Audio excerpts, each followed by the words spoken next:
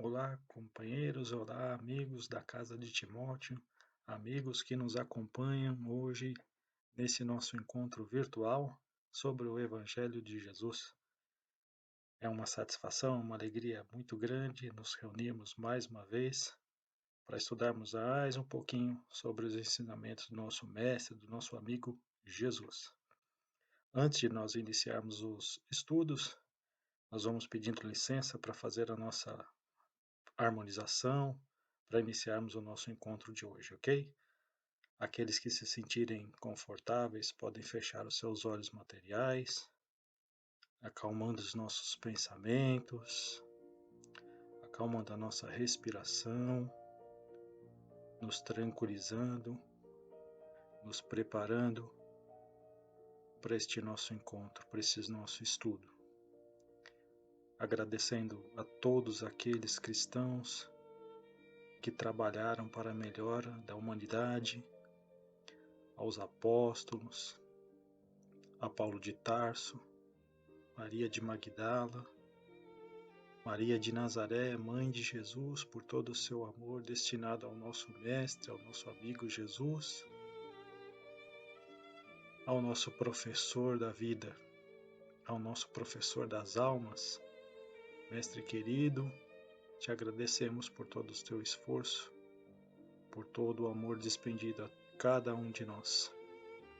Pedimos que nos abrace nesse instante e nos conduza ao nosso Pai, a quem damos graças neste momento, por esta reencarnação bendita, e te saudamos dizendo: Pai nosso que estais no céu, santificado seja o vosso nome, venha a nós o vosso reino, seja feita a vossa vontade, assim na terra como no céu.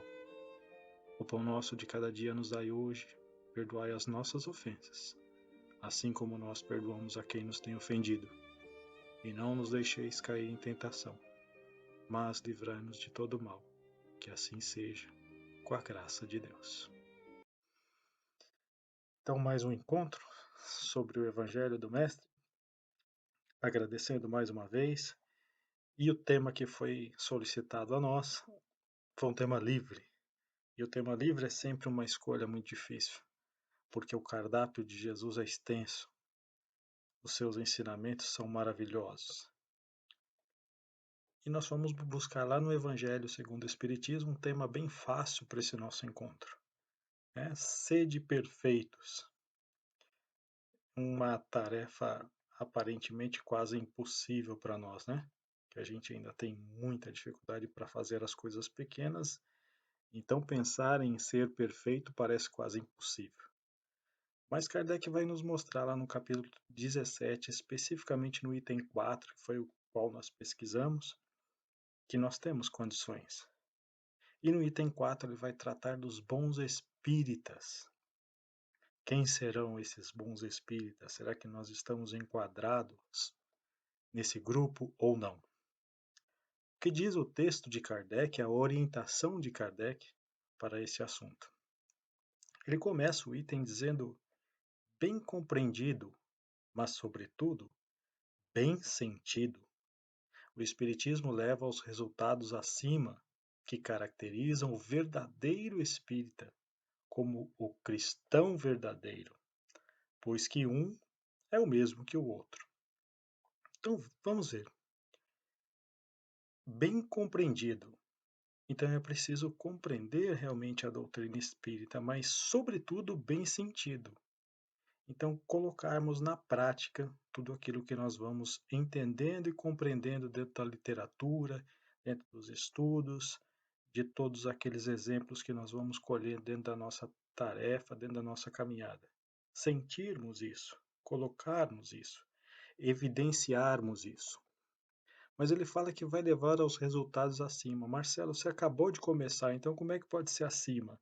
É que acima, Kardec, no item anterior, vai falar sobre o homem de bem, que é aquele que cumpre a lei de igualdade, justiça, amor e caridade na sua maior pureza. Portanto, o Espiritismo, bem compreendido e bem sentido, vai nos tornar o verdadeiro homem de bem, para que a gente saiba cumprir as leis. E nós sabemos também que todas as vezes que nós cumprimos as leis, seja dos homens ou as leis divinas, normalmente nós temos poucos problemas. E o contrário também é verdadeiro. Quando nós infringimos alguma lei, normalmente nós sofremos alguma penalidade. E nem sempre estamos tão preparados para essa penalidade. E aí sofremos, temos dificuldades, ficamos desanimados. Mas o que o Espiritismo, afinal de contas, descobriu em relação a isso? Kardec vai falar isso também um pouco mais à frente, quando ele diz que o Espiritismo não instituiu nenhuma nova moral, que ele apenas facilita aos homens a sua inteligência e a prática da do Cristo, ou seja, a moral do Cristo, facultando a fé inabalável e esclarecida àqueles que duvidam ou vacilam. Uma palavra forte, né? Aqueles que vacilam. Todas as vezes que nós vacilamos, literalmente falando, em relação a alguma coisa, a gente perde uma oportunidade. Ela passa e a gente vacila, não presta atenção ou não dá a devida atenção para aquela oportunidade que muitas vezes passou para nós. Não percebe. É a história do telefone, né? Toca o telefone, a ligação é importante. Nós deveríamos atender, saber do que se trata, ver como nós poderíamos participar, mas a gente prefere deixar o telefone tocando. Então Kardec vai orientar, olha, o Espiritismo vai facilitar aqueles que estão vacilando. Então é importante o nosso entendimento e a nossa atenção em relação à nossa vida para os chamados que muitas vezes recebemos através de um familiar, através de um momento difícil, de uma enfermidade que estamos passando ou de algum amigo. Então, prestarmos atenção em relação a isso. Continua Kardec um pouco mais à frente. Aquele que pode ser, com razão, qualificado de verdadeiro espírita e sincero, se acha em grau superior de adiantamento moral. Aqui é muito importante nós tomarmos cuidado com esse se acha, porque não é o se acha do ditado popular, né? Não, ele se acha. Não, não. O se acha, nesse sentido, é de uma situação que nós já atingimos, que nós já chegamos. Então, não é questão de achismo, e sim de efetividade. E para nós entendermos isso, nós temos que perguntar para nós mesmos: quem sou eu? Em que estágio eu estou, em termos de adiantamento moral? Em que eu preciso melhorar?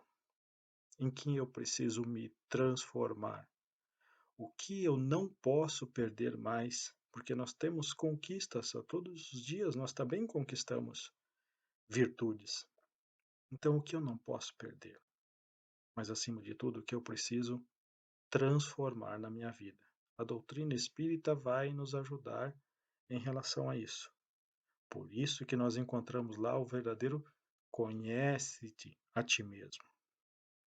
É preciso saber sobre mim, sobre a minha pessoa, e não o vizinho, e não a esposa, e não o marido. Então nós temos que ter muita atenção em relação ao nosso espírito. Vai continuar Allan Kardec. Os princípios da doutrina lhe fazem, aos espíritas, lhe fazem vibrar fibras que nos outros se conservam inertes. Em suma, é tocado no coração.